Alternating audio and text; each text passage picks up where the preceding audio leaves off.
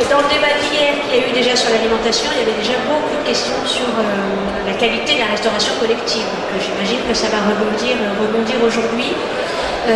C'est un enjeu très important, d'autant plus important que nous sommes dans un moment de discussion sur l'alimentation dans le pays, avec les états généraux de l'alimentation qui ont commencé au mois de juillet et qui vont courir sur plusieurs mois. Très importante de par le nombre en fait de repas qui sont servis en restauration collective, parce qu'il y a environ 11 millions de repas servis chaque jour, dont 7 dans les seules cantines scolaires, donc ça concerne beaucoup aussi nos enfants. Et dans ce panel-là, à peine plus de 3% des aliments sont issus de l'agriculture biologique. On va en parler, puisque vous savez qu'il y a une loi qui a été proposée sur la question. Je vous donne un chiffre que j'ai trouvé la semaine dernière, parce qu'en fait, qui vient de sortir. L'association Agir pour l'environnement l'a publié la semaine dernière, et qui montre que 86% des personnes interrogées se déclarent favorables à l'adoption d'une loi qui impose l'obligation de servir au moins 20% d'aliments issus de l'agriculture biologique d'ici 2022. En vrai, 2022, quand on regarde les conversions que ça demande en termes de type et de modèle d'agriculture, c'est demain, quoi. Donc aujourd'hui, on en est très très loin. Les tentatives pour légiférer sur son point ont été mises en échec. On verra avec vous, Brigitte Alain. Nous verrons pourquoi au cours de ce débat. Mais loi ou pas, la société civile, les parents d'élèves, les associations et beaucoup d'élus maintenant, notamment dans les communes, d'élus des collectivités ou des départements, poussent fort pour imposer un droit à une alimentation de qualité dans les cantines, qu'elles soient scolaires ou restauration collective d'entreprise, parce qu'il y a aussi une importante restauration collective d'entreprise.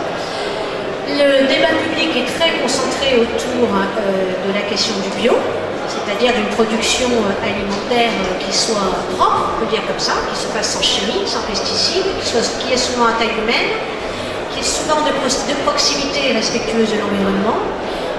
Il met le débat souvent sur le même plan l'accès à des productions bio et locales, et nous allons voir aussi dans ce débat est-ce que c'est la même chose? Quelles sont les différences? Est-ce qu'on a raison ou pas de porter ces deux objectifs? Et puis, pour terminer cette petite introduction, penser une restauration collective de qualité à l'école, au travail, à l'hôpital aussi, ne se limite pas à la question du bio et de la qualité des aliments. C'est aussi toute une chaîne qu'il y a besoin de mettre en mouvement pour proposer à nos enfants, aux salariés et aux malades de bien manger. Le rôle de la restauration collective est au cœur du défi alimentaire qui nous est posé. Parce qu'elle pourrait vraiment être un levier efficace si les pouvoirs politiques à tous les niveaux décidaient de l'actionner. Un levier de santé publique est un levier essentiel, mais aussi un élément déterminant de la lutte contre la précarité alimentaire. Il y a un rôle social et un facteur social très important pour que les enfants, quelle que soit leur situation de précarité sociale, puissent aussi être nourris correctement. Et c'est aussi un rouage important, pertinent je pense, d'apprentissage, d'éducation au goût, de partage. On peut beaucoup développer, et on va en discuter entre nous, et si Laurent Terrasson arrive à nous rejoindre, il est aussi beaucoup sur ces questions-là. Donc je vous présente nos invités. J'ai donc à ma droite Brigitte Alain. Vous êtes députée, Madame la députée, puisque vous gardez votre titre, et vous étiez députée dans la dernière législative, et vous êtes surtout la députée Europe Écologie Les Verts, qui a porté tout le projet de loi d'ancrage territorial de l'alimentation, et qui notamment a fixé l'objectif de proposer 40% de produits locaux, dont 20% de produits bio, si je ne me trompe pas, dans les cantines d'ici à 2020. Et ce projet a été mis en échec, donc vous allez un petit peu nous raconter l'état du débat, pourquoi, etc. Merci d'être avec nous. Et Florent Gull, qui est à ma gauche, merci d'être là. Vous êtes directeur de l'Agence Bio, qui est une agence qui suit de très très près toutes les évolutions de la production et de la consommation bio en France, et qui aussi sonde l'état d'esprit des consommateurs et nous donne beaucoup d'informations sur ce qui progresse. Donc merci d'être là. Peut-être pour commencer, Brigitte Alain, je me tourne vers vous. Pourquoi au fond, alors qu'on a vu ce chiffre de 86% presque 90% des consommateurs que nous sommes, les gens, des parents, etc., ont envie de voir de bons produits arriver dans nos cantines, une alimentation saine et de qualité. Pourquoi tout le projet que vous avez porté a été mis en échec? Et quelle est l'histoire en fait? De quoi c'est né et pourquoi ça n'est pas arrivé au bout? Vous pouvez avoir un micro, on a chacun le nôtre. Merci, bonjour à tous. Je crois que je vais effectivement, dans la chronologie, commencer par l'histoire, un petit peu de... C'est pas une proposition de loi qui est tombée comme ça au hasard. Dès les accords que nous avions eus avec le Parti socialiste, et qui a permis aux écologistes d'avoir un groupe parlementaire, était inscrit dans ces accords le fait de relier l'alimentation à l'agriculture. Je crois que ça c'est important de le rappeler, parce qu'il était évident que pour nous, une loi d'orientation agricole devait intégrer l'alimentation pour effectivement relier les citoyens via l'alimentation à l'agriculture. On a notre mot à dire sur la politique agricole comme on a notre mot à dire sur la politique de santé ou d'éducation. Et donc, dès le début du mandat, nous savions qu'il y aurait une loi d'orientation. Donc, lorsque Stéphane Le Foll a commencé à travailler sur son projet de loi d'orientation agricole, nous avons été un peu déçus du fait de ne pas avoir été complètement associés à la construction de la loi. Mais bon, il y a eu quand même des allers-retours. Et à la lecture du texte qu'il proposait, nous avons eu le plaisir de voir quand même une véritable loi d'orientation. En tous les cas, c'est comme ça que je l'ai vu moi, dans le sens où cette loi consacre l'agroécologie, ce qui était quand même quelque chose de très nouveau par rapport à tout ce qu'on avait vu depuis 50 ans. Par contre, le volet alimentation, malgré l'intitulé de la loi, était particulièrement vide. Et donc, dès le départ, j'ai porté des amendements, à la fois pour rappeler qu'une loi d'orientation agricole en France devait d'abord être une loi d'orientation pour affirmer le droit à la souveraineté alimentaire, donc droit pour notre pays et droit pour les autres, et d'y inclure les projets alimentaires territoriaux. Ça a été des débats assez difficiles le long des différentes lectures, mais nous avons réussi à introduire cela dans la loi. Et j'ai une grande fierté de cela parce que inscrire la souveraineté alimentaire dans notre loi, c'est quelque chose d'extrêmement important. Politiquement, c'est quelque chose de très important. C'est réaffirmer que l'agriculture doit d'abord permettre de porter une politique qui assure l'alimentation à la population. Et donc, un certain niveau d'autonomie alimentaire de notre pays et donc décliné au niveau des régions. Avec les projets alimentaires territoriaux, ça prend sa forme, mais une fois que cette loi a été votée, ça paraissait évident qu'il ne suffirait pas de quelques décrets d'application pour que ça devienne réalité. Et c'est la raison pour laquelle j'ai demandé au président de la commission des affaires économiques dans laquelle je siégeais de porter un rapport sur les circuits courts et de proximité. Parce que qui dit projet alimentaire territoriaux, ça veut dire que c'est au niveau des territoires qu'on doit être capable de décider bon, qu'est-ce qu'on veut manger. Donc, qu'est-ce qu'on veut manger? Quand on associe dans un territoire les citoyens pour décider de ce qu'on veut manger, évidemment, vous l'avez dit, il y a beaucoup de choses qui rentrent en ligne de compte. On veut avoir des produits variés, mais aussi sains. Donc on va décider de comment les produire, on va donner des orientations sur comment les produire.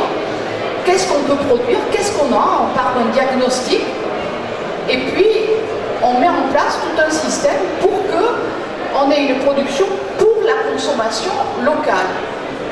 Le territoire pouvant se définir de manière assez large, ça peut être des communautés de communes, ça peut être un pays, ça peut être une région, Et là, on se rend compte qu'il y a du boulot à faire. Un des panneaux le dit, la région Île-de-France par exemple, les panneaux de votre belle exposition le dit, la région de l'Île-de-France par exemple, une des régions les plus riches au niveau des terres agricoles, de ses capacités de production, eh bien, on se rend compte que la ville de Paris ne peut pas se nourrir. 2 jours d'autonomie alimentaire. Voilà. Donc, n'a pas cette capacité d'autonomie. Donc, il y a beaucoup de choses à faire. Et donc, ce rapport parlementaire que j'ai porté donc avec une mission parlementaire, ce sont 8 députés de tous les groupes parlementaires, m'a permis d'élaborer un rapport parlementaire qui faisait une 50aine de propositions pour aller vers cette autonomie alimentaire, pour la mise en place des projets alimentaires territoriaux. Mais en tous les cas, cette mission s'étant déplacée dans 5 régions de France, dont une région en territoire d'outre-mer, cela permettait de dégager quelque chose qui était très fort, c'est que partout où des systèmes alimentaires territoriaux se mettent en place et sont en voie de réussir, ils se sont structurés autour de la restauration collective publique, autour de la commande publique. Ce qui implique que les élus, non seulement mettent des moyens pour que cette restauration collective intègre des produits locaux, ça entraîne forcément un regard sur le foncier, un regard sur comment c'est produit. Et donc, la question du bio, dès lors qu'on met un conseil alimentaire territorial sur un territoire, sur une communauté de communes, par exemple, eh bien, je peux vous dire que les citoyens, aussi consommateurs, ou les consommateurs redevenant citoyens, ben, la question du bio est une des premières questions qui arrive sur la table. On veut manger sain. Et on veut qu'en restauration collective, tous les enfants, par exemple, aient accès à une restauration qui soit en lien avec le territoire, parce que ça parle du territoire, ça permet de créer des liens avec les producteurs, ça permet de créer des liens intergénérationnels, ça permet de créer des liens avec son histoire géopolitique même, de son territoire. Pourquoi en Périgord on a du canard gras, par exemple? Dès lors qu'on commence à travailler sur ces questions-là, ça entraîne beaucoup de choses. Quand je parle des enfants, c'est pas seulement les enfants, parce que c'est l'hôpital, c'est les EHPAD, les prisons, c'est partout où on mange, où on ne choisit pas son menu, mais en tous les cas, où le choix de menu peut avoir un impact extrêmement pédagogique et citoyen. Refaire le lien entre producteurs et consommateurs et permettre aussi à des territoires ruraux qui ont l'impression de ne plus avoir vraiment d'existence connue.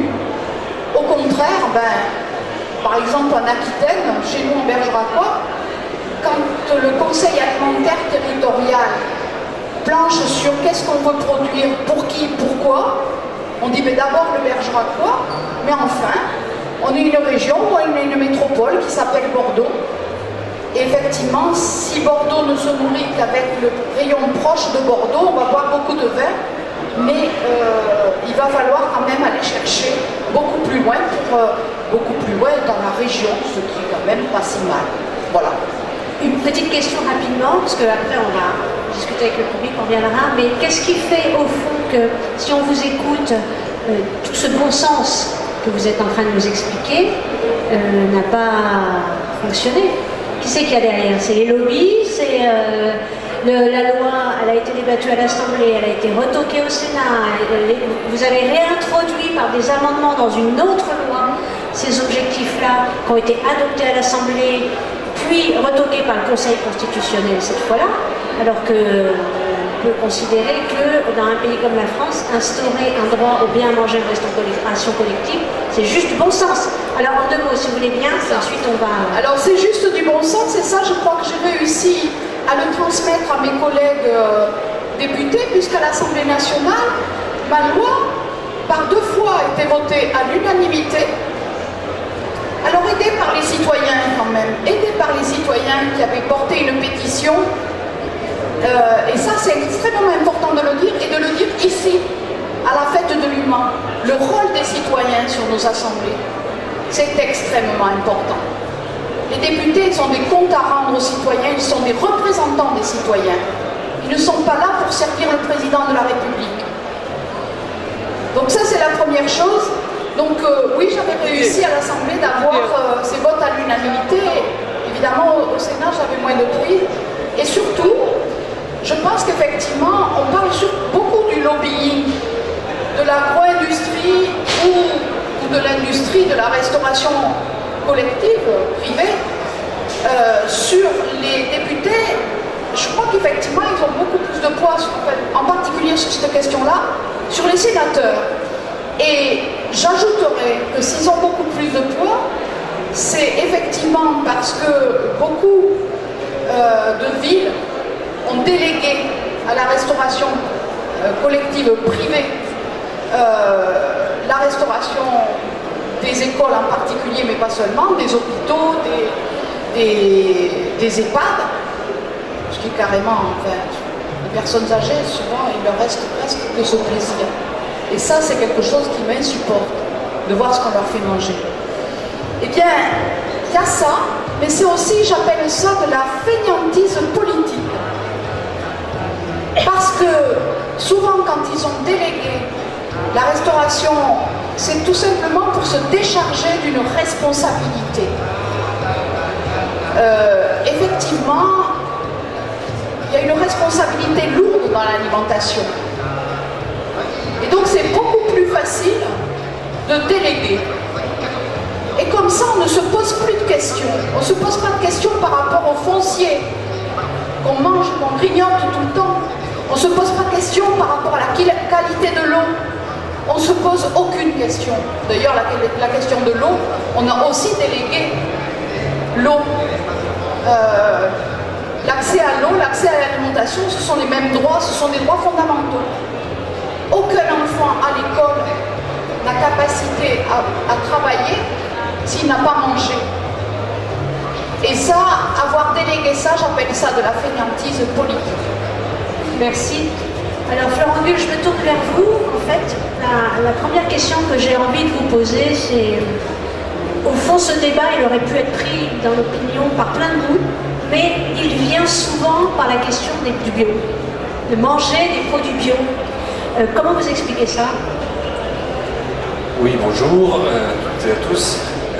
Oui, comme vous le disiez, on est à l'agence bio, donc, qui est une agence financée par l'État, mais qui, dans sa gouvernance, regroupe à la fois le ministère de l'Agriculture et celui de l'Écologie, et 4 familles professionnelles qui représentent la production et la transformation de produits bio. Pour vous donner juste en quelques mots ces éléments-là. Et donc, comme vous le disiez, on est souvent amené à faire des enquêtes auprès des consommateurs, à être beaucoup tourné vers la demande sociale ou sociétale autour de cette question du bio.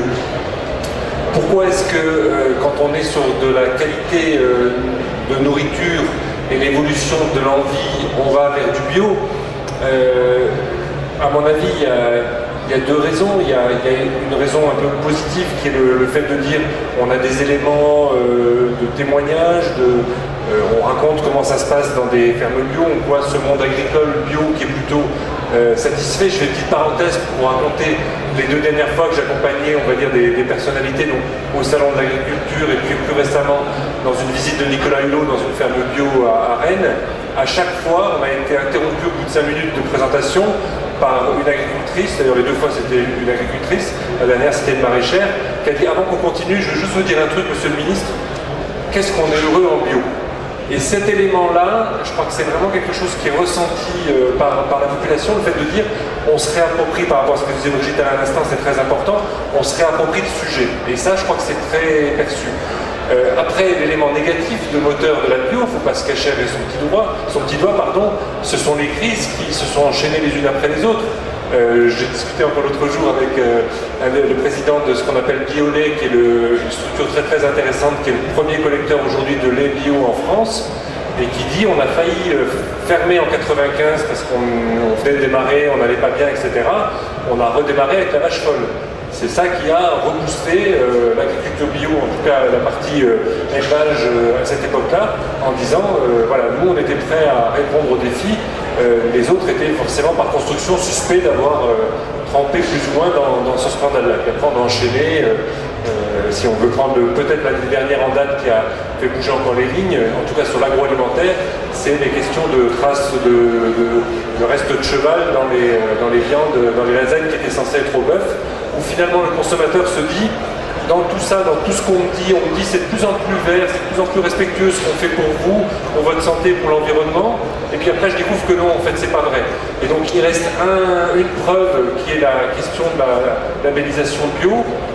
C'est souvent interrogé d'ailleurs autour de nous en disant est-ce qu'on n'aurait pas intérêt à avoir plusieurs niveaux de labels, des labels privés qui iraient plus loin, notamment sur ce qui existe aujourd'hui, hein, des labels Déméter, des labels biocohérence, etc., qui sont intéressants.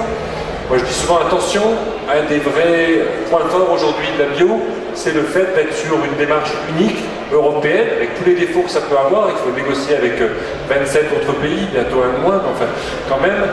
Donc on sait que c'est compliqué, que ça fait aboutir à des compromis qui ne sont pas toujours ce qu'on voudrait. Ceci étant, notamment quand je discute avec des collègues du commerce équitable, qui est une démarche très cohérente avec la bio, eux, effectivement, on est encore uniquement sur des labels privés. Et bon an, mal an quand même, qui dit label privé dit un peu de suspicion sur est-ce que qui contrôle, est-ce que c'est pas finalement le commerçant qui dirige tout, enfin, etc. Donc la bio, je pense que c'est ces deux éléments, des éléments positifs de fond et de contrôle, et puis des éléments moteurs qui sont négatifs, il faut les dire, parce que finalement, c'est pas du cynisme de ma part de dire ça, hein, c'est juste objectif de dire que les différentes crises contribuent à. Je le dis d'autant plus que ce qu'on nous dit aujourd'hui, et je suis assez prêt à le partager, c'est que la bio va continuer à se développer de façon très importante dans les années à venir. Les études consommateurs dont vous parliez, elles sont vraiment impressionnantes. Tout le monde dit on veut de la bio, c'est ça qui nous donne l'impression d'avancer. Le seul vrai risque pour moi, c'est le risque de scandale autour de la bio. C'est-à-dire qu'à un moment donné, on puisse dire, je sais pas moi, on essaye, on nous rebat les oreilles en ce moment du fait de dire les graines germées en 2011 c'était la bio, ça a toujours été pas plus prouvé que le concombre ou la tomate, sauf que ça a arrangé pas mal de monde. Et les lobbies en face de la bio aujourd'hui sont vraiment de plus en plus durs. Moi, ça fait un peu plus d'un an seulement que je suis directeur de l'agence bio. Je vais vous avouer que des fois, malgré mon âge, je commence à avancer, à rester un peu naïf. Je me suis dit, avec le développement de ce que je disais, les aspects positifs, moteurs, etc., on aura de moins en moins de résistance. Évidemment, c'est le contraire. C'est de plus en plus dur. C'est-à-dire que les attaques aujourd'hui, elles sont de plus en plus violentes. Parce qu'en fait, avant, on pouvait tolérer 2-3% de bio. Aujourd'hui, en terre agricole, on n'est qu'à 6,5%. En nombre de fermes, on est à 8%. En emploi agricole, on est déjà à 11%. Vous voyez, on commence à franchir des choses. En consommation, juste un chiffre. Aujourd'hui, les œufs vendus en œufs coquilles, hein, je parle pas des ovoproduits, mais vraiment les œufs vendus en œufs coquilles, en valeur, aujourd'hui, c'est pratiquement 25% du marché, la bio. Donc on commence à arriver à quelque chose qui a été dit par l'une comme par l'autre. On a droit à ça. Il y a des gens qui revendiquent aujourd'hui, des consommateurs qui disent quand j'achète des œufs aujourd'hui dans mon magasin, ils sont par construction bio. Je ne veux pas moins, il n'y a pas de raison, j'ai moins que ça. J'ai le droit à la bio. Voilà, c'est revendiqué un peu comme un droit. J'ai le droit à la qualité, donc encore une fois, il y a des produits de qualité qui ne sont pas bio. Ne prenez pas du tout ce que je suis en train de dire. Je ne veux pas avoir un discours de chapelle. Je dis simplement que pour les consommateurs, c'est le signe de qualité le mieux identifié. C'est celui dans lequel on voit le mieux les choses. C'est peut-être dommage d'ailleurs pour un certain nombre d'autres signes de qualité, d'autres démarches, mais celui-là, il est identifié.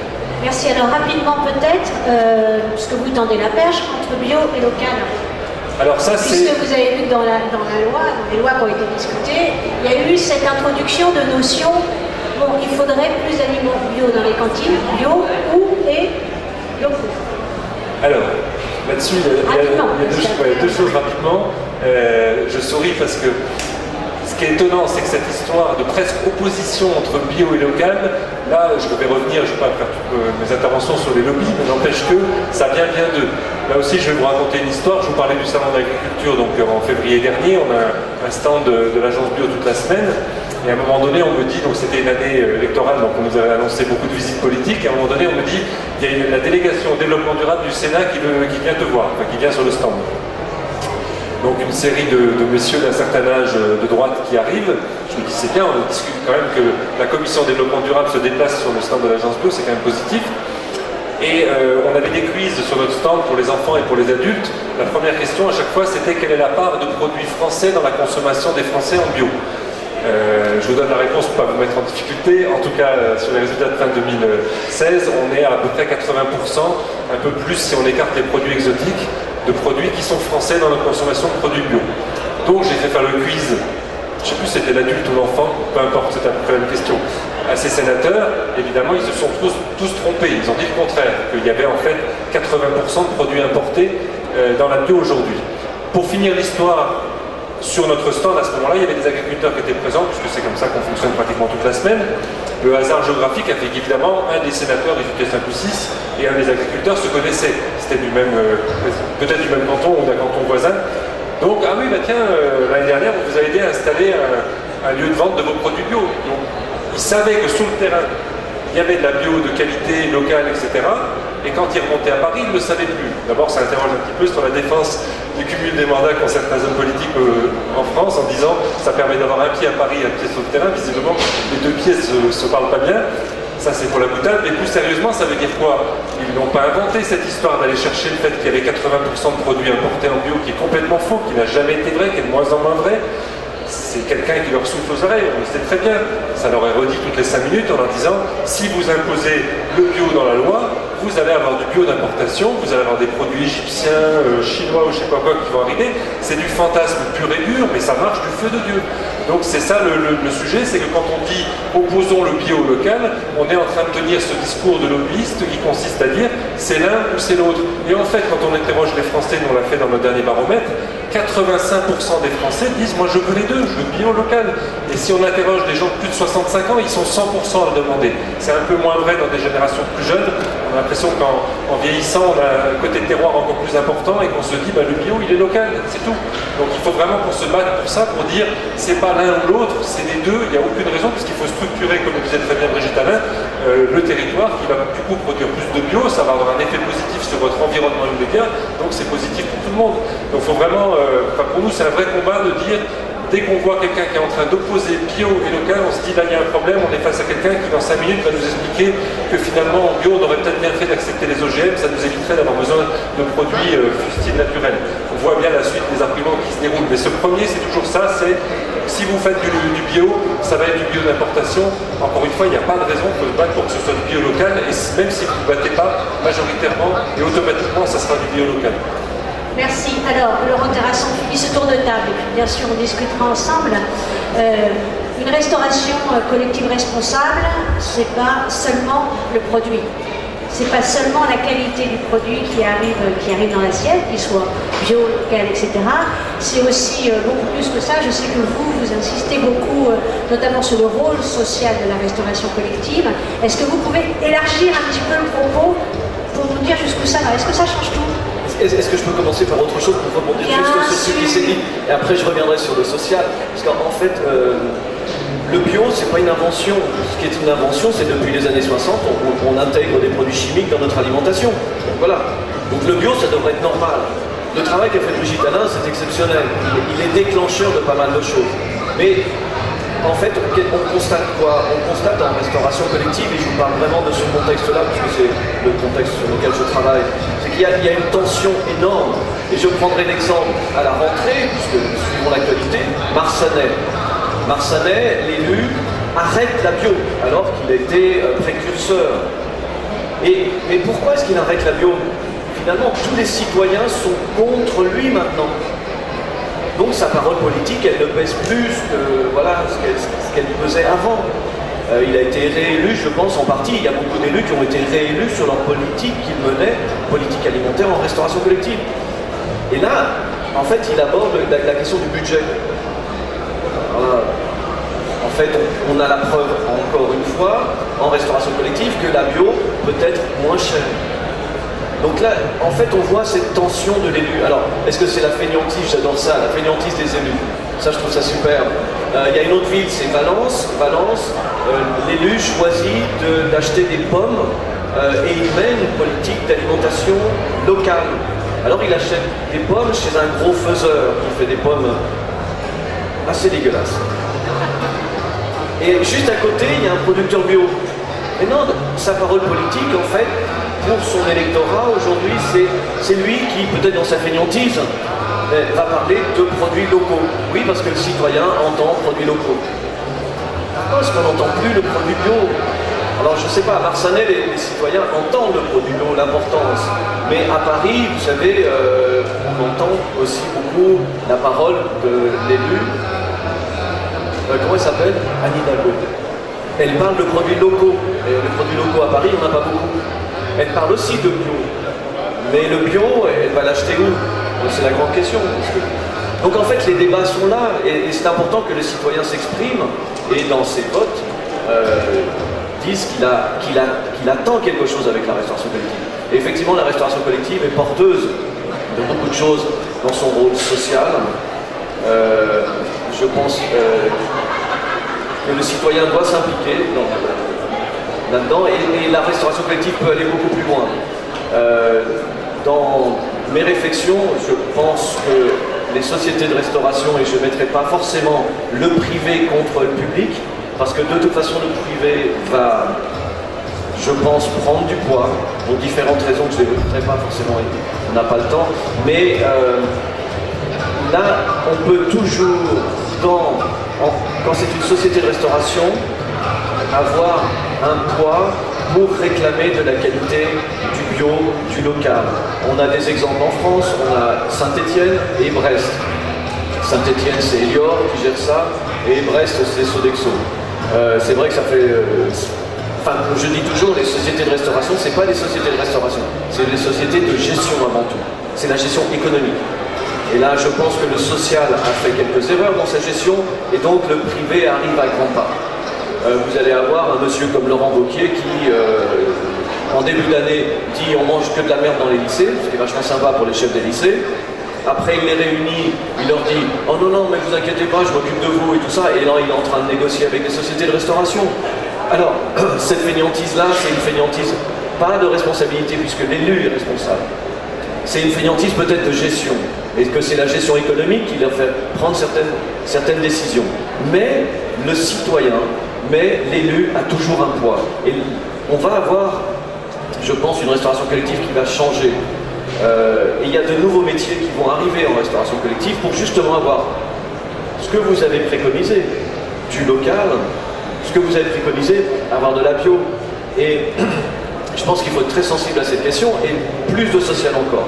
C'est-à-dire qu'on a un problème aussi dans la gestion, je pense qu'il y a des élus ici, de la restauration scolaire. La restauration scolaire, c'est 140 services par an. Vous vous rendez compte? C'est 365 jours. Comment l'élu, qui aujourd'hui a une baisse des dotations, peut gérer sa cantine scolaire ou ses 140 services par an? Il se pose la question. J'aimerais faire avancer un peu les textes, et ça on en reparlera, les textes de loi pour que la restauration collective ouvre, la restauration scolaire en particulier, ouvre ses portes aux plus démunis. On a quand même une paupérisation de la société et la restauration collective peut fournir des repas avec des produits locaux, avec des produits bio, des produits frais, à des gens qui sont en grande difficulté et qu'ils arrêtent d'acheter des produits, effectivement, vous dites, de l'agroalimentaire, de l'industrie. Mais tout ça, c'est des réflexions qui sont en cours. C'est là où c'était très intéressant parce que je pense que la restauration collective focalise énormément de débats aujourd'hui. Merci. Je pense que voilà, il y a pas mal de cette intervention va ouvrir pas mal de débats. Alors, je vais vous proposer de venir. Je vais y aller. Mais c'est parfait. Non, non, je suis pas Laurent. Venez, je vous propose de vous lever en fait, si ça vous embête pas, parce qu'il faut faire, sinon tourner le micro, on va perdre du temps. Voilà, pour intervenir, poser des questions, donner un avis. Et une question, voilà, je vous en prie. Directeur de l'agence alimentation biologique, c'est ça? Vous avez dit que les sénateurs n'ont pas bien répondu à la première question du quiz. J'aurais peut-être mal répondu aussi, parce que mon lycée de manger bio à 90%. Et dans les petits magasins qui, maintenant, tous les monoprix, les francs-prix, tout ça, Parlez bien près du micro. ils ont leur rayon de produits bio et ils ont l'obligation de marquer l'origine. Ben, c'est pas souvent en France, c'est Espagne et Italie pour les légumes, surtout pour les légumes. Je voulais dire que dans certaines communes, pour l'accès à la cantine des enfants. Par exemple, il va être réservé. Je veux dire, ceux dont un parent ne travaille pas ne pourront pas s'inscrire à la cantine les 5 jours de la semaine. Voilà, parce que vous disiez que ça pourrait être un moyen de faire manger bien des gens pauvres. Et la deuxième chose que je voulais dire, c'est, je voulais donner l'exemple au Canada, en particulier au Québec où j'ai habité. En fait, là-bas, il n'y a pas de cantine scolaire du tout. Il n'y a pas de cantine non plus, d'ailleurs, dans le travail. Et donc, les enfants, dès tout petits, ils ont 20 minutes de pause le midi avec un lunchbox. Et donc, ils vont avoir le temps de manger des chips. Et je trouvais que c'était une force qu'on avait en France d'habituer les enfants à bien manger. Je vous en prie. Bonjour. Donc moi j'avais 2 points sur lesquels j'aurais aimé revenir. D'une part la labellisation du bio et la marchandisation du bio. Donc, moi aussi je pense que je me serais trompée dans le quiz, j'avoue. Parce qu'effectivement le problème c'est la grande distribution qui fait beaucoup de bio maintenant. Donc effectivement dans les supermarchés, les hypermarchés on trouve du bio et quand on regarde la provenance, moi je vois beaucoup de UE, non UE, Espagne, etc. Donc ça c'est vrai que moi je me serais trompée. Je pense qu'effectivement l'aspect local est super important et le bio ne garantit rien, le local ne garantit rien et il faut avoir les deux, au moins de l'agriculture raisonnée, savoir comment sont produites les choses localement et où sont produites les choses qui sont bio et raisonnées.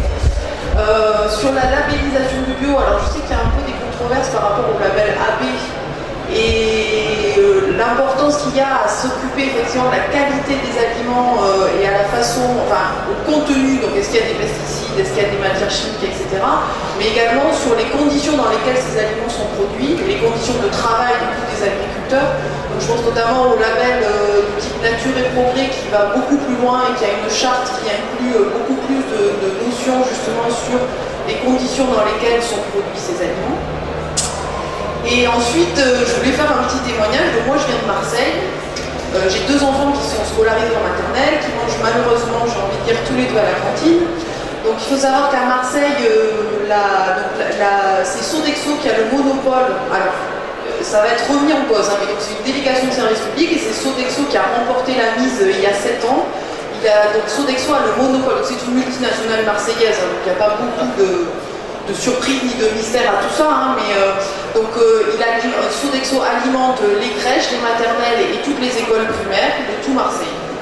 Alors c'est une catastrophe. Moi je suis absolument peinée que mes enfants soient obligés de manger à la cantine, mais ça me désespère. Donc moi j'aimerais effectivement essayer de porter des alternatives. Après, en tant que parent d'élève, c'est compliqué de savoir quel rouage actionner pour espérer faire changer les choses. Donc on peut créer des collectifs, etc. Essayer de... Alors bon, à Marseille forcément c'est Gaudin qui est encore à la tête de la mairie, donc on a un peu d'espoir d'imposer quoi que ce soit, mais ce qui a été fait il y a 7 ans par un collectif qui s'était intéressé à ça, c'était de faire en sorte que Sodexo s'engage effectivement à 30% de bio dans ses repas. Alors ce qui se passe dans la réalité, c'est qu'effectivement on a du pain bio à chaque repas, pain bio qui souvent est un peu dur pour les enfants qui sont tout petits et donc en gros qu'ils ne mangent pas. Et par ailleurs on a de la viande qui est de très très mauvaise qualité, sous une sauce absolument immonde et que les enfants ne vont pas manger non plus. Donc au bilan, témoignage des enfants et des personnels de la restauration scolaire, c'est absolument catastrophique. Mais sur le papier, c'est très très joli, c'est-à-dire qu'on nous met des petites étoiles là, pour nous dire ça c'est bio, ça c'est local, ça c'est... Mais bon, voilà, c'est assez... effectivement, les lobbies de restauration privée, moi je trouve ça fou qu'on puisse permettre en fait que des municipalités accordent ces pôles qui sont pour moi super importants, comme vous l'avez dit, dans l'éducation du goût, dans la sociabilisation des enfants, etc. Et moi, ça me nargue. Mais par contre, si vous avez des recettes pour savoir quel rouage actionner pour qu'on essaie de faire changer les choses, moi je suis carrément preneuse. Merci. Allez-y, je vous en prie. Oui, bonjour. Moi, je suis un simple citoyen sensible aux questions environnementales. Je pense, donc j'ai écouté Madame la députée, il y a beaucoup de bonnes intentions et on se dit en écoutant votre discours, mais qu'est-ce qui bloque? C'est super, il faut vraiment développer le bio et aussi relocaliser parce que effectivement vous avez raison, les deux sont liés.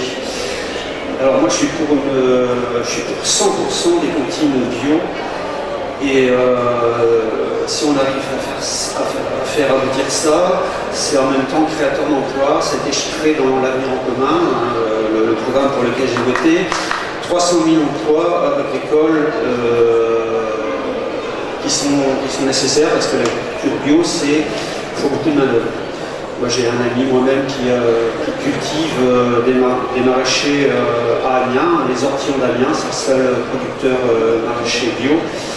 Et j'ai pris conscience de ça il y a une vingtaine d'années. Qu'est-ce qui bloque? On a parlé budget. Moi je travaille dans une collectivité territoriale, j'ai vu les orientations budgétaires de M. Macron, c'est 20 milliards de suppression de budget pour les collectivités territoriales. Donc j'ai de grosses craintes sur les orientations et la transformation des cantines en cantines bio, notamment déjà dans un premier temps dans les cantines scolaires. On nous rétorque souvent que le bio c'est cher. Je ne pense pas, au contraire, à terme on fait des économies, notamment sur la santé. Produire bio, manger bio, c'est faire de la prévention médicale aussi. Je pense que tout est lié, les questions médicales aussi. Grosse inquiétude, j'ai entendu, je crois que c'est au niveau de l'Europe. L'Europe a l'intention de baisser les normes sur le bio. Donc on va décrédibiliser le bio en fait. Hein. Voilà le label, voilà je cherchais le mot, le label bio. Et si on décrédibilise, ça risque de faire baisser la conscience des gens. Alors, je pense que la conscience, je crois que c'est monsieur qui l'a dit, vous avez raison, c'est les gros scandales qui ont fait progresser la conscience.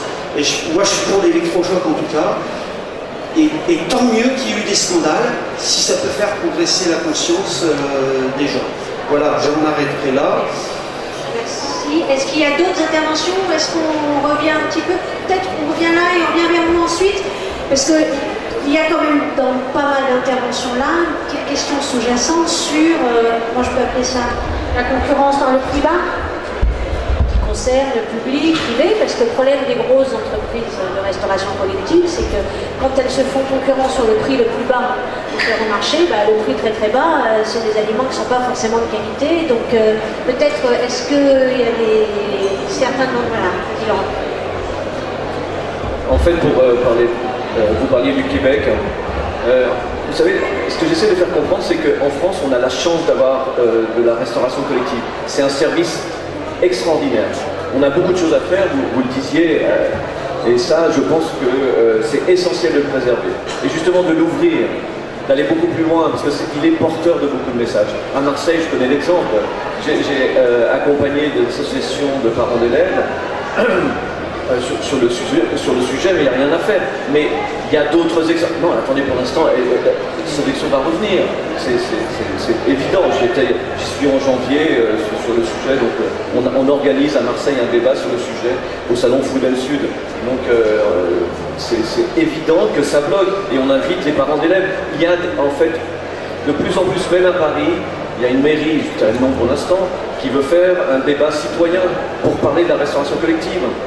Parce que là, on est dans une grosse machine économique de gestion. Effectivement, le bio, c'est pas plus cher, il y a des communes qui le prouvent. Mais il faut tout reprendre. Et effectivement, on peut travailler avec les sociétés de restauration. Brest, c'est une preuve. Elior, avec Saint-Étienne, c'est une preuve aussi. Marseille, non. Pourquoi? Le politique, qu'est-ce qu'il fait? Et en fait, c'est là où le citoyen, je vous parlais de Marsanais, c'est très intéressant ce qui se passe à Marsanais. On va voir comment l'élu va pouvoir prendre la suite. Mais bon, pour moi, on a un très très bel outil, un outil social qui était vraiment incroyable, c'est unique au monde. Alors Florent Gull, peut-être sur la question importation, par importation, sur la question des normes, des labels, et puis de la marchandisation du bio, aussi des inquiétudes sur la manière dont les grandes surfaces s'emparent des produits. Donc j'ai bien compris que pour l'année prochaine, plein de gens pourront revenir jouer à notre quiz et gagner le panier de produits bio qui est en jeu à chaque fois. Enfin, il y en a quelques dizaines en jeu, donc ne vous inquiétez pas. Alors, plus sérieusement, je comprends bien ce que vous dites. Moi, en tant que consommateur, j'ai le même sujet. Quand je vais dans le supermarché du coin, je vois et je vais vérifier. Et entre nous, soit dit pas que les supermarchés, il faut que tout le monde balaye devant sa porte. Je racontais tout à l'heure, au mois de mars dernier, dans un magasin bio près de chez moi, j'ai engueulé le vendeur en disant « mais vous pouvez quand même pas mettre des tomates en ce moment ». J'étais bien écrit Espagne, il n'y avait pas de malentendu, hein, mais voilà. Alors on me dit « oui, mais les consommateurs en demandent ». Et si vous faites des tomates bio au mois de mars, elles sont espagnoles. Voilà, c'est la nature, c'est comme ça. C'est renforcé aujourd'hui par le fait qu'on a des vraies tensions sur la fourniture de produits. Hein.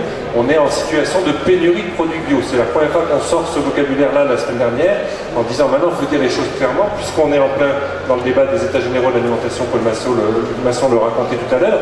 On dit c'est ce moment où il faut dire arrêtons de nous dire qu'on pourrait progresser d'1 ou 2% de surface en bio dans les 5 prochaines années, parce que c'est ça qu'on entend venant de la rue de Varennes, du ministère de l'Agriculture.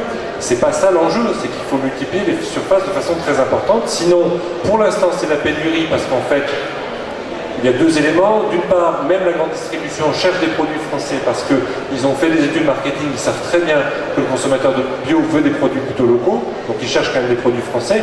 Et d'autre part, pour l'instant, cette tension entre l'offre et la demande, elle est vraie partout. C'est-à-dire que contrairement là aussi aux images qu'on nous raconte de gens qui seraient capables de produire en quantité énorme des produits bio en Espagne, en Ukraine, en Chine, je ne sais quoi, on entend tout ça, c'est pas vrai. Aujourd'hui, si ça existait, on aurait des produits importés. Aujourd'hui, c'est les rayons vides qu'on a.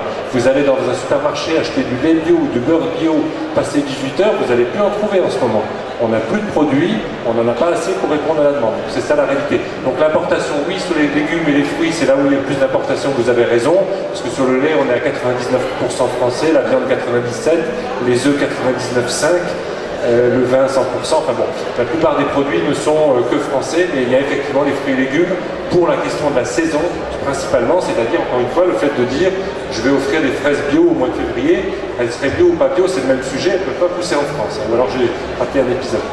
Sur la réglementation, les labels, etc., sans être trop technique, premier élément, le logo AB et le logo européen, vous savez cette petite feuille avec 12 étoiles européennes, c'est la même chose, c'est-à-dire que celui qui est obligatoire c'est le logo européen, le logo AB il est facultatif, tous les vendeurs le mettent parce que 98% des Français le connaissent et qu'on n'est qu'à peu près 50 ou 60% à connaître le logo européen.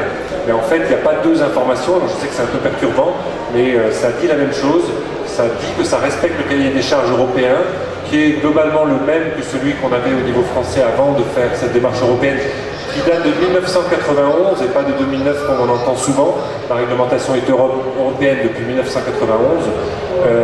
Et les discussions européennes actuelles, comment je dirais, en quelques mots, il n'est pas vrai que le nouveau règlement va être moins bien que l'ancien. Il est juste vrai que probablement on a raté l'occasion qu'il soit mieux. Ce que je veux dire par là, c'est que la Commission européenne, et contrairement à là où c'est la rumeur, c'est la Commission européenne qui est montée en gamme. Elle a posé dès le départ un texte, il y a 3 ans, qui était très ambitieux, qui notamment revenait sur un certain nombre de dérogations qui étaient historiques, parce que la bio étant toute petite, elle avait besoin de dérogations historiquement. Et c'est le Conseil, donc le Conseil c'est le regroupement des pays d'Europe, donc des gouvernements européens, qui a fait de la résistance sur un certain nombre de sujets. J'en prends un typique parce qu'il parle beaucoup, vous parliez de marchandisation, c'est la taille des élevages par exemple. En France, on avait défendu le fait de dire qu'il faut mettre une taille maximale d'élevage, par exemple, peut-être en choqué même si c'est du maximum, de dire on peut faire des élevages de poules pondeuses avec 3000 poules par bâtiment et on refuse qu'il y en ait plus de 6 sur une exploitation. Donc la norme qu'on voulait poser, elle était quand même déjà très haute puisqu'on disait qu'il ne faudrait pas qu'on dépasse pour un même exploitant, pour un même agriculteur, 18 poules pondeuses bio au même endroit, enfin au même endroit, dans l'espace qui permet quand même de respecter le fait qu'il y a assez de place pour ces poules. Et même ça a été refusé et on a aujourd'hui, notamment en Italie, des élevages de poules pondeuses qui dépassent les 100 000 poules en bio. Et donc on voit bien que c'est très dangereux pour la suite de l'histoire parce qu'on est convaincu qu'à un moment donné, les consommateurs diront bah, si c'est ça qui est produit en bio, finalement je ne vois pas l'intérêt d'acheter un produit bio. Donc ce que disait monsieur tout à l'heure est tout à fait vrai, il y a une question de confiance à moyen terme, mais en tout cas, c'est important de le corriger quand même. C'est pas d'une part ni la Commission qui a voulu baisser en gamme, et le règlement qui va sortir ne sera pas moins bien qu'avant, simplement, et c'est pas forcément des lobbies privés qui ont beaucoup joué, c'est des gouvernements qui voulaient défendre. L'autre sujet que vous avez peut-être entendu, c'est la culture hors sol, c'est-à-dire la possibilité de faire de la culture sur substrat. De fait, les pays du nord de l'Europe demandent à maintenir cette possibilité parce que les conditions climatiques au Danemark, en Allemagne et encore plus au nord font qu'eux disent si vous voulez absolument qu'on fasse de la bio dans des sols naturels, il faut le dire tout de suite, il faut dire que c'est réservé à l'Espagne, à l'Italie et au sud de la France. Et puis nous, on arrêtera tout de suite d'en faire, mais ça ne nous intéresse pas. Merci, Brigitte Alain. Oui, alors tout à l'heure vous évoquiez Marsanais. Marsanais, c'est un village de Dordogne. Donc je connais bien l'histoire. À Marsanais, c'est pas le même maire. On a changé de maire parce qu'il y a eu regroupement commune nouvelle, regroupement de 3 communes, et le nouveau maire, donc, qui est le maire de la plus grosse commune, lui, dans sa fainéantise politique, il n'a pas envie de se casser la tête à faire en sorte que dans la commune nouvelle, qui est beaucoup plus importante, on prenne le modèle de Marsanais. Donc au lieu de prendre le modèle Marsanais, qui était 100% bio, qui a fait la preuve que ça n'était pas plus cher, qu'on ne gaspille plus, parce qu'il y a un lien extrêmement important, on n'en a pas parlé, entre si c'est bon, s'il y a une bonne éducation, si on a bien expliqué comment ça fonctionne, si les enfants ont vu comment poussent les légumes, comment sont élevés les animaux, et comment ils sont traités, voilà tout ça, eh bien il n'y a pas de gaspillage. Ça fait partie de l'éducation. Et donc à Marsanais on avait montré que non, ça ne coûtait pas plus cher, mais sauf que le nouveau maire il préfère avancer des chiffres, on peut faire dire ce qu'on veut à des chiffres à un moment donné, selon ce qu'on y met dedans. Et donc en fait, c'est pour ça que la loi est importante. Si c'est dans la loi, eh bien après la question ne se pose plus. Ça veut dire que les projets alimentaires ils vont devenir une réalité. Et après je dis, emparez-vous de la loi, parce que les projets alimentaires, ils sont aujourd'hui dans la loi. Mais qu'en font les élus? Qu'en font les élus? Est-ce qu'il y a des systèmes alimentaires, de projets alimentaires partout? Non. Pour l'instant, ils ne sont que encouragés. Donc, en fait, c'est 40% de produits locaux, dont la moitié en bio. Donc, l'argument du Sénat qui disait que ça allait amener à importer du bio, il tombe tout seul, puisque c'était la moitié de ces aliments locaux qui devaient être en bio dans ma loi. Donc, c'était n'importe quoi ce qu'il disait. Donc, qu'on soit clair, à un moment donné, c'est vraiment... S'il y a des projets alimentaires territoriaux, c'est une autre organisation de l'approvisionnement qui va se faire. Il faut avoir des plateformes de regroupement de la production. Ces plateformes, quelquefois, elles existent déjà. On enregistre à Paris, mais on a des marchés d'intérêt locaux ou régionaux.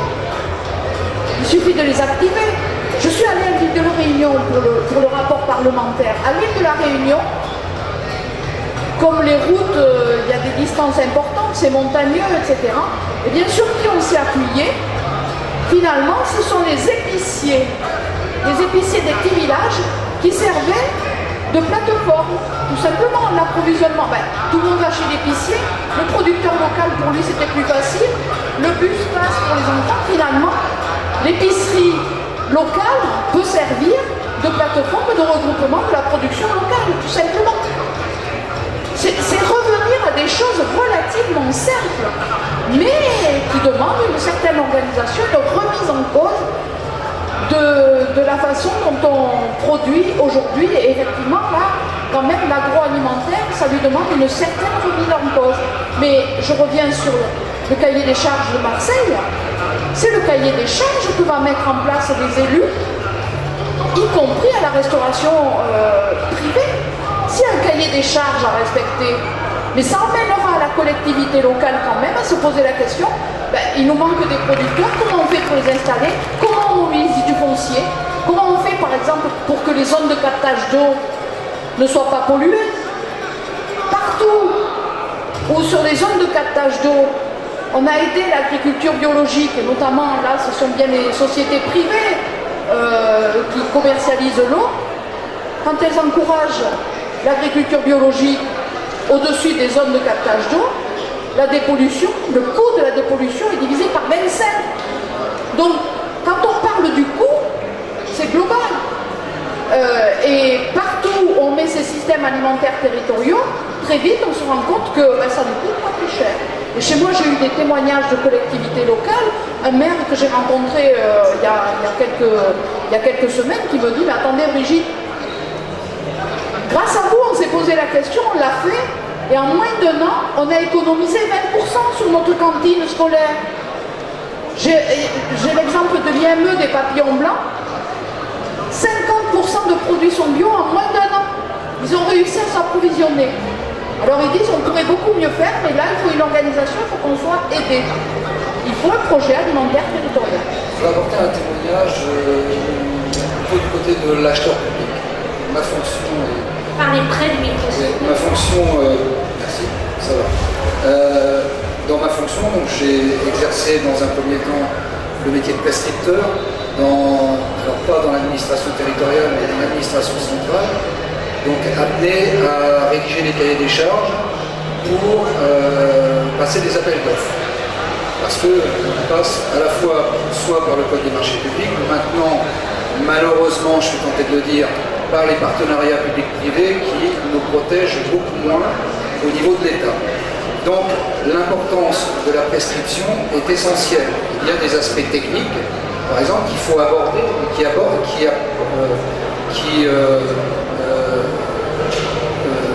ont une influence très importante sur le prix.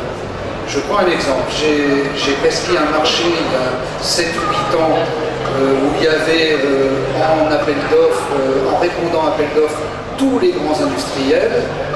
On leur a imposé que le 20% de bio, puisqu'il y a une directive ministérielle qui existe depuis plusieurs années, qui est appliquée par les acheteurs publics, dont moi je faisais partie, et on applique l'obligation dans les marchés publics de minimum 20% de bio, même si la loi n'est pas passée. Donc aujourd'hui c'est encore pratiqué. Mais pour arriver, il y a des aspects techniques, donc il y a une professionnalisation des acheteurs publics qui est importante. Par exemple, d'imposer dans le marché le lissage des prix du bio sur l'ensemble de la facturation à tous les gens qui se restaurent. Ce qui fait que c'est porté par l'ensemble des gens qui se restaurent et pas uniquement par une dissociation du prix du bio qui effectivement dissuade. Et je vais vous donner 2 chiffres. Quand on lisse sur le... Oui, je sais. Mais quand on lisse sur le prix global, on arrive à un taux de prise à 13% de consommation effective. Et actuellement, je suis sur un marché où les prix sont dissociés, on n'arrive pas à dépasser le 5%. Donc il y a aussi toute une partie technique qui est importante et une professionnalisation de l'achat public, parce qu'on critique beaucoup les élus, mais il faut savoir que ce n'est pas les élus qui font les cahiers des charges suivants, ce sont des acheteurs publics. Deuxième aspect, je finis, je n'ai pas été très long, je confirme qu'il y a un véritable lobbying des grands industriels de la restauration collective pour évacuer le débat du bio au profit du local. Je suis en plein dedans actuellement, je ne les citerai pas, mais ils font un véritable lobbying sur ce système. Voilà, c'est ce que je voulais témoigner. Merci. C'est le micro à côté. Oui, bonjour. Moi, je suis élue locale sur Arcueil, une ville de Val-de-Marne, et donc dans l'Île-de-France et dans la banlieue parisienne. Et je voudrais témoigner qu'il existe déjà des structures qui assurent sur la restauration collective. Et donc ma ville a adhéré en 2006 à un syndicat intercommunal de la restauration scolaire qui s'appelle le CIRESCO, qui est un des plus grands syndicats qui regroupe aujourd'hui 19 communes, 4 départements, et qui depuis 90 effectivement, par le pari et l'ambition politique d'élus engagés communistes au niveau de Champigny et de la ville de Bobigny, ont créé une cuisine centrale et une structure publique s'appuyant sur la structure des syndicats intercommunaux. Depuis 90, donc commençons à 2 villes, 2 grosses villes, de Bobigny, Champigny. Aujourd'hui, on est à 19 villes qui ont adhéré, c'est une adhésion, et qui ont construit cet outil qui est une réponse publique pour les villes. Effectivement, les difficultés, donc, sur l'échelle, je pense qu'un syndicat intercommunal peut être une réponse quand les villes sont effectivement en difficulté pour assumer les responsabilités qui sont très importantes, d'assumer une assiette de qualité avec les marchés publics, avec toutes les difficultés qu'il y a aujourd'hui, surtout en Ile-de-France où le bio n'est pas non plus très facile à capter. Et donc, nous, on s'est engagé sur une agriculture respectueuse de l'environnement et des hommes. Parce qu'il ne faut pas oublier non plus de tous ces agriculteurs aujourd'hui qui ne vivent pas de leurs produits. Donc, on a essayé politiquement d'avoir ces engagements à ce niveau-là. Aujourd'hui, on est arrivé à structurer le syndicat autour de 15% de bio. Et on a une convention avec la FNAB.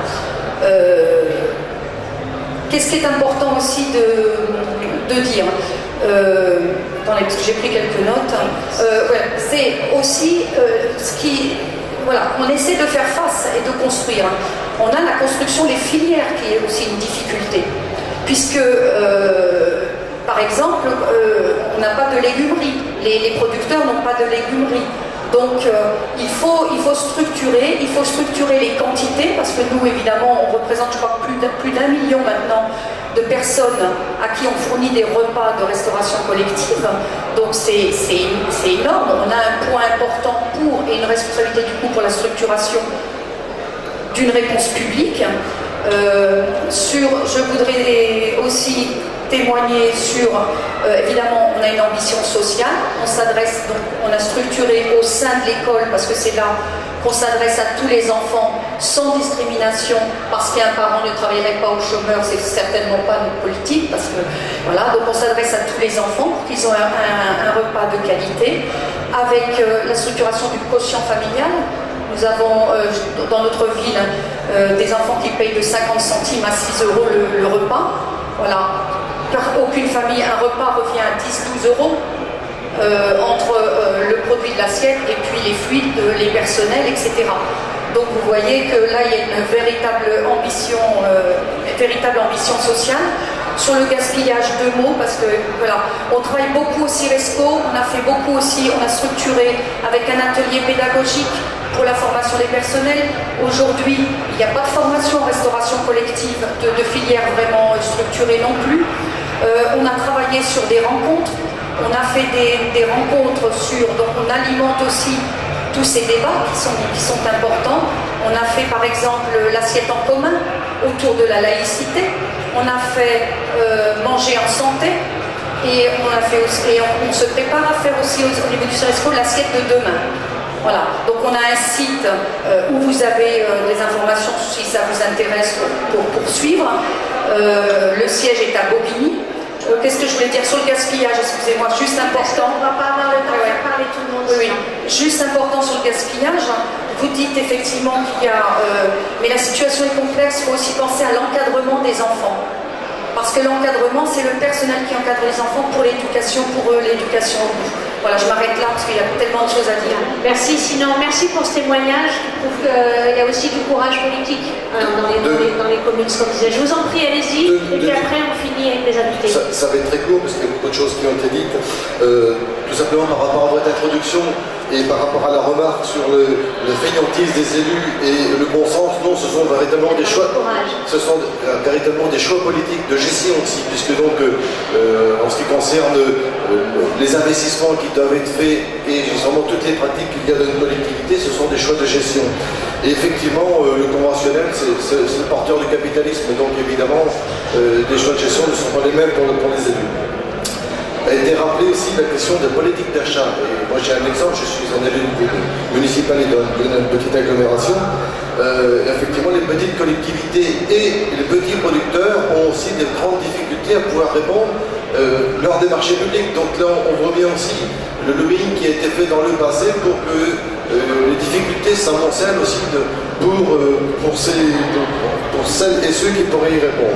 Et enfin, je voudrais intervenir sur un dernier point, c'est le mode de production des repas. Parce que on parle de qualité, mais la qualité gustative est extrêmement importante.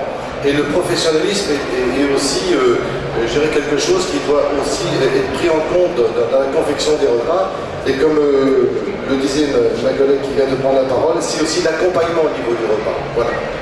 Vous avez tout à fait raison, parce qu'en fait, et merci pour votre témoignage avec le CIRESCO, parce que c'est vrai qu'il y a des structures exemplaires, il y a vraiment des communes qui bougent vraiment bien, et je pense que c'est ces communes-là qu'il faut mettre en avant. Et il y a le CIRESCO, il y en a un autre syndicat. Oui, il y en a d'autres. Et puis moi je prends souvent l'exemple de Lons-le-Saunier, ce qui s'est passé à Lons-le-Saunier avec toute la problématique de l'eau au départ, et puis tout ce que Jacques Pélissard a fait, sachant que, vous savez, lui il n'est pas... Enfin, la commune de Lons-le-Saunier était communiste, et elle est devenue droite avec lui, et il a dit la seule chose que j'ai conservée, c'est la cantine scolaire.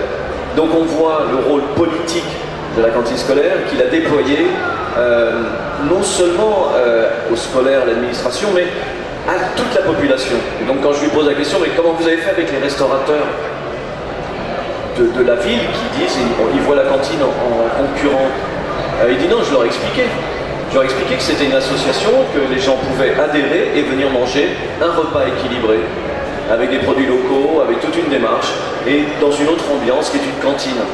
Et donc ça, c'est toute la vocation de la restauration collective, et qu'on n'oublie pas son rôle social, et Lons-le-Saunier, je trouve que c'est un très bel exemple. Mais bon, vous avez mentionné le CIRESCO, ça c'est génial. Merci, allez-y, j'étais là. Oui, par rapport à tout ce que vous avez évoqué, vous avez évoqué le fait qu'il faut mettre en place des légumeries. Je rajouterai les abattoirs locaux, des abattoirs multi-espèces, sans lesquels, effectivement, l'approvisionnement diversifié et local ne peut intervenir. Or, aujourd'hui, on est plutôt dans la concentration des abattoirs. Donc, vous voyez, effectivement, ce sont vraiment des vrais choix, oui, des vrais choix d'investissement. Pourquoi pas aussi accompagner les projets d'abattoirs mobiles sur les fermes. Il y a beaucoup de choses à faire et ce sont effectivement des choix de gestion et des choix d'investissement, mais qui doivent être guidés chez les élus par leur responsabilité à relever les défis du siècle, du moment, d'aujourd'hui et de demain. C'est la préservation aussi des écosystèmes.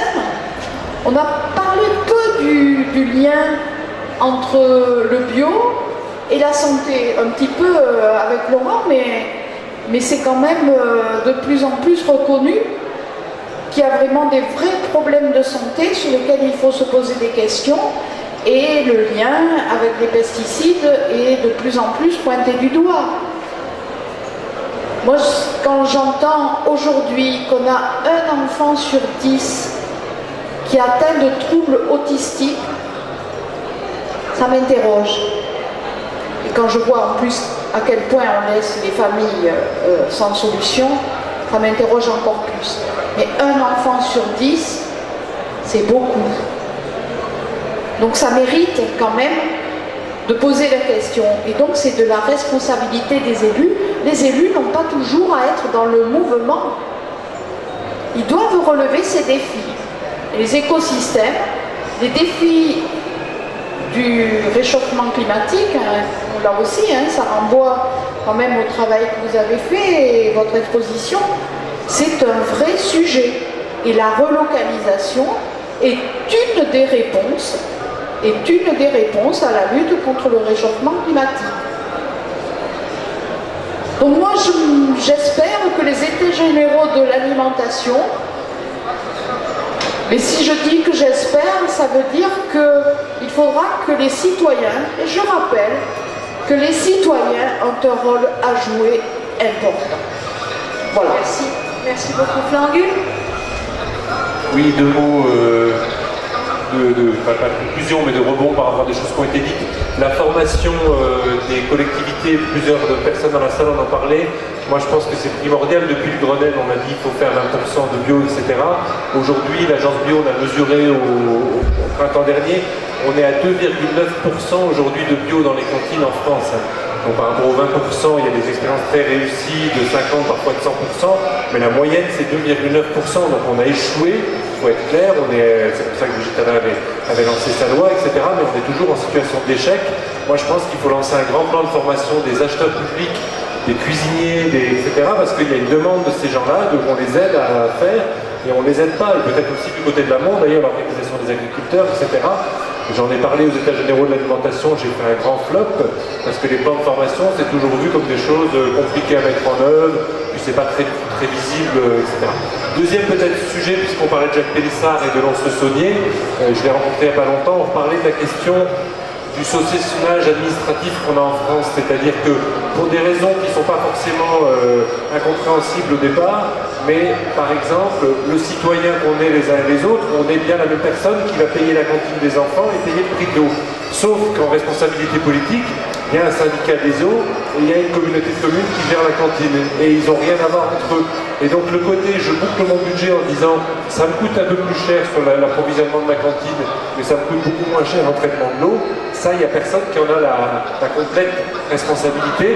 Et après, on s'étonne qu'on n'avance pas parce qu'on a découpé en deux. En l'occurrence, Jacques Pélissard, en cumulant les mandats de responsabilité, il a eu la double casquette pendant quelques années. Donc il a fait ce travail intellectuel de dire, je gagne d'un côté, je perds de l'autre et globalement je gagne. Mais sinon, on tombe sur un système complètement schizophrène où personne n'a intérêt à faire cet effort-là. Et ça, c'est un vrai sujet parce qu'après, on vient de parler de vocabulaire du genre les aménités de la bio, ce qui s'appelle les externalités positives, etc. On va inventer des subventions pour payer les agriculteurs parce qu'ils travaillent en bio, parce qu'on ne veut pas faire payer les pollueurs-payeurs. Donc on va construire encore une usine à gaz, alors que le truc, il est tout simple, c'est de dire ce que j'ai économisé sur l'eau, je le réinjecte dans la cantine et c'est réglé. Donc il faut qu'on invente des solutions concrètes, parce que nous, en tant que personne qui paye, on paye bien les deux, et on est content si on nous dit, vous payez 30% moins de l'eau, et puis 10% de plus vos repas de gamin, et ben vous, on se dit, c'est bon, j'y ai gagné.